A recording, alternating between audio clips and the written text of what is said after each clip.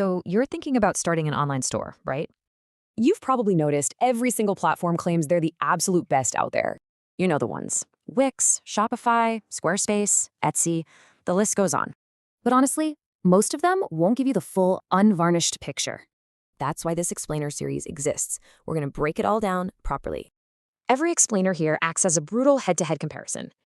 We're talking real pricing, hidden fees, ease of use, and rock-solid security. Plus, we'll uncover what each platform genuinely does and absolutely doesn't do for you. Zero fluff, zero guesswork. Just the hard numbers and our 100% honest verdict. We cover the whole shebang, from your initial setup straight through to security. And we reveal the real cost once every single sneaky extra fee is factored in. Whether you're a complete beginner or just building up a side hustle, Or simply figuring out which platform won't totally waste your time and hard-earned cash. there's an explainer right here tailored exactly for where you are at today. Just pick the comparison that matters most to you and let's get started.